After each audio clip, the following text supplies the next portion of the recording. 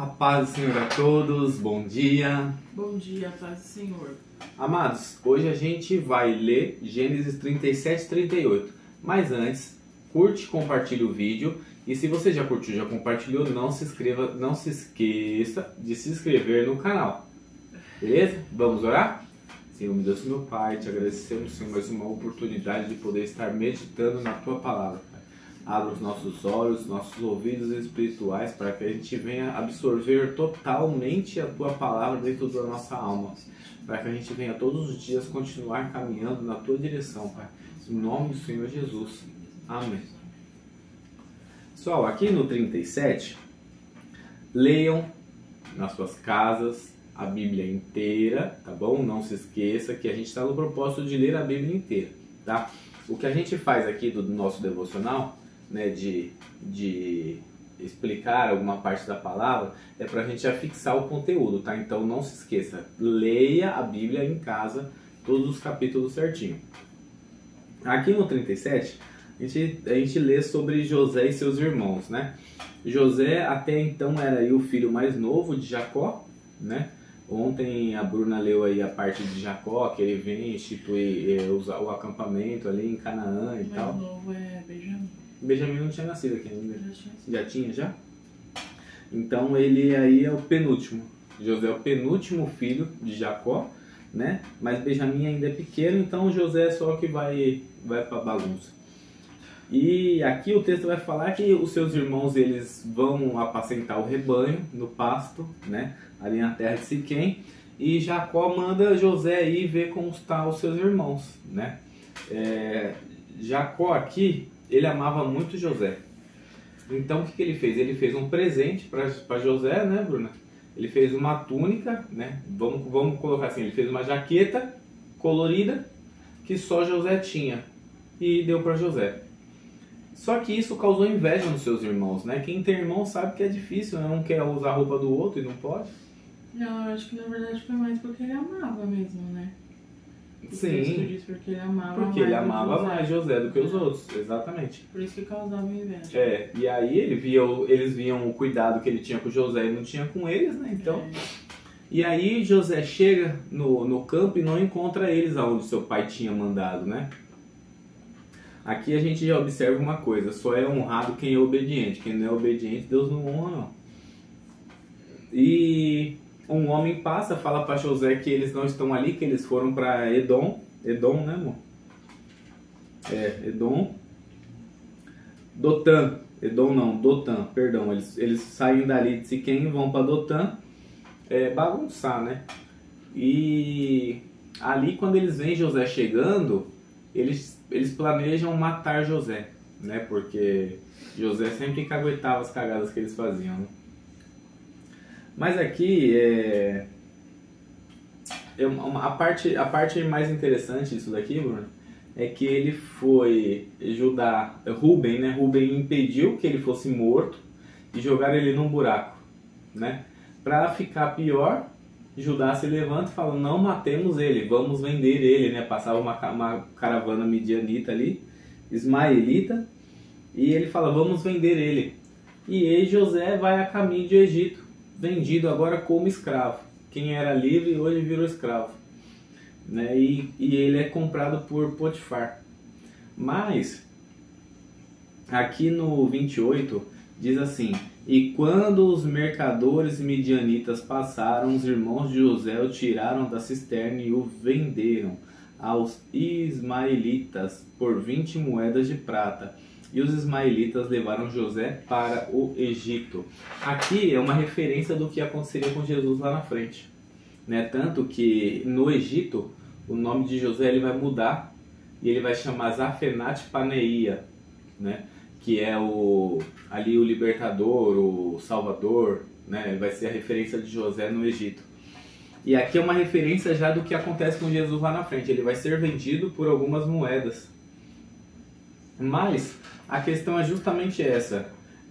Às vezes a gente vai entender que as circunstâncias não querem que a gente prossiga, né? Tudo vai parecer que joga para baixo.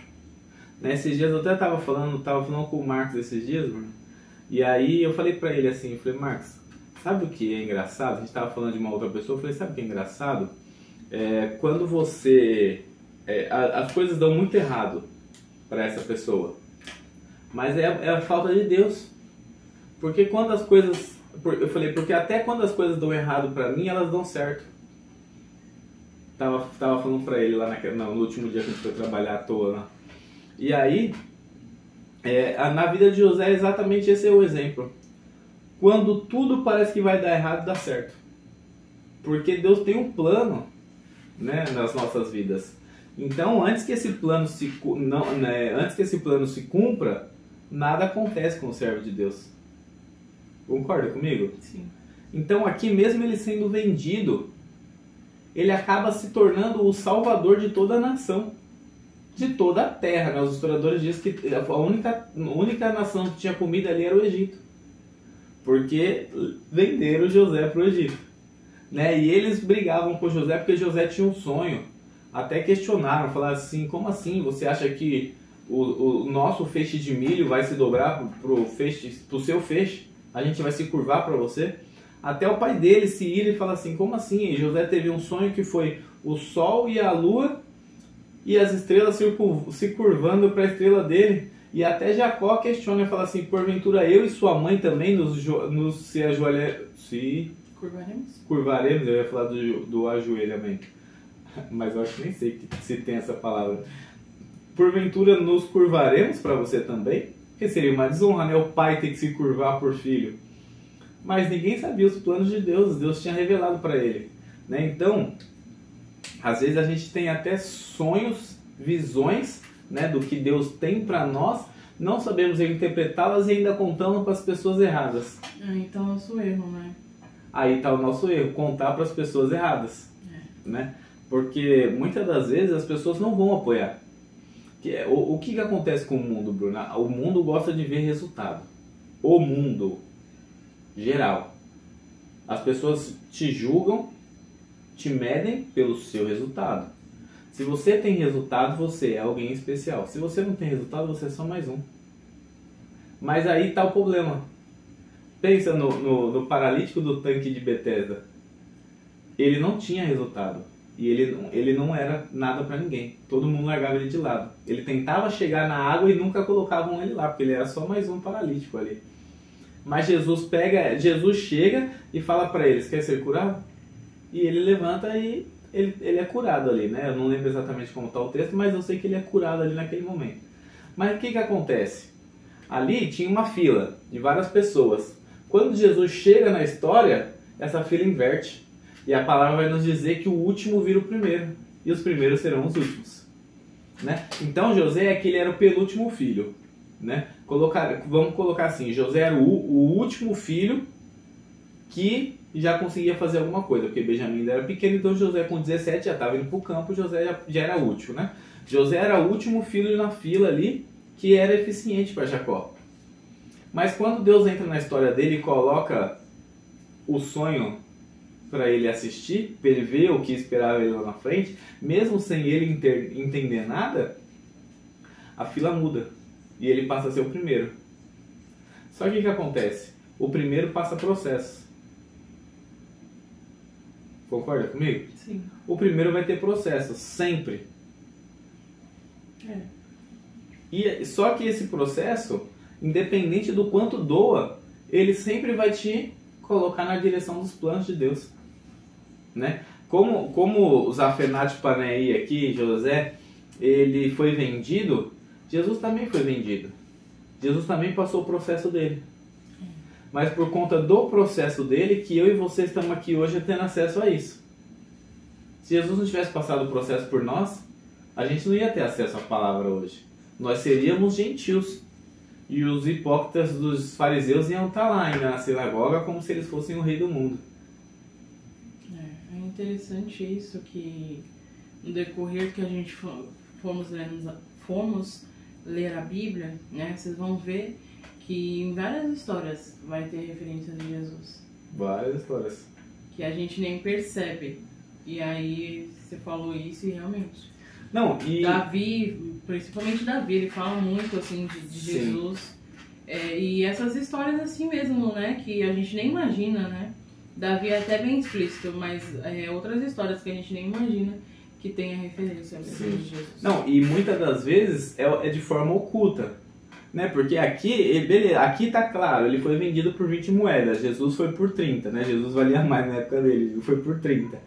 Mas que ele se chamava Zafenat Paneia no Egito, você não sabia disso. Sabia. Já sabia? Eu Já? sabia. Ah, sei não, hein?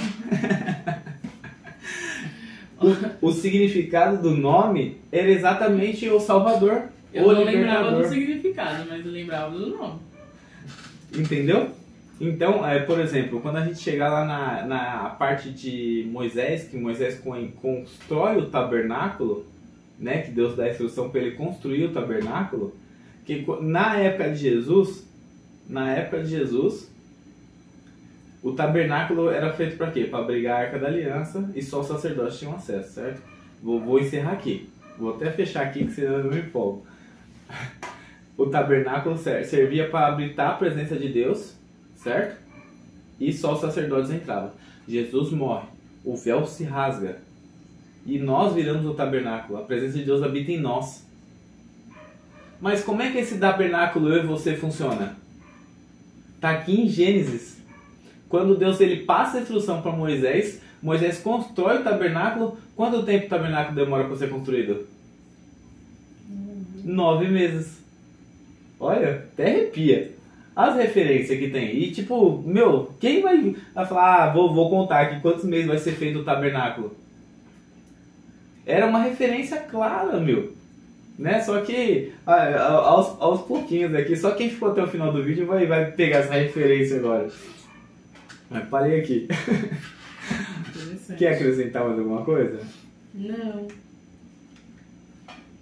Não quero acrescentar nada, não. O 38, não falamos do 38, porque o 38 fala um pouquinho aqui da história de Judá e Tamar, que era sua nora, né?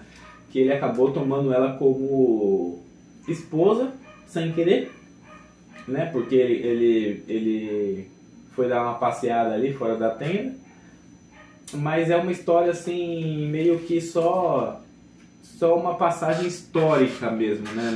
Mas o texto não diz que ele tomava como esposa. Não, eu tô falando assim, como esposa, assim, numa passeada fora do rolê, entendeu? Ele deu um rolê onde ele não devia, foi caçar uma prostituta e, né, calhou que Tamar enganou ele aí porque ele enganou ela. Aí a gente volta pro devocional lá de Jacó que só colhe o que planta. Isso. Ele vacilou com ela foi enganou ele e ainda saiu no lucro. Porque ela na verdade, ela fez o certo da forma errada, mas a intenção era certa, porque ele que deu uma mancada com ela. Sim. Né? Então aí vai falar um pouquinho aí da futura descendência de Judá, da forma como ela foi obtida, né? Que foi, infelizmente, de uma forma errônea. Mas se a gente for ver a história de Jesus inteira, a descendência de Jesus inteira, não tem um honesto 100%. Só né? Jesus. Só Jesus. E é justamente essa a cereja do bolo, né? Da descendência inteira de Jesus. Jesus veio para pegar e te falar assim, não, eu quero esses mesmo. Eu quero o drogado, eu quero a prostituta, eu quero o enganador, né? Então, eu quero o adúltero. Ele veio para os necessitados, né? Veio para esses necessitados. Ele não veio para os sãos. Graças a Deus eu sou meio brulheiro e sou necessitado também. Ele veio para mim, veio para você. Vamos orar? Sim. Senhor Deus, meu Pai, te agradecemos mais uma vez, Pai, poder estar meditando na Tua Palavra, Senhor, te engrandecendo, Senhor, de todas as formas que nos cabem, Pai. Em nome do Senhor Jesus, aficiona, Senhor, a Tua Palavra na tábua dos nossos corações, Senhor, para que, Senhor, todos os dias a gente venha andar na Tua presença, Pai. Em nome do Senhor Jesus, Pai. Amém. Tchau!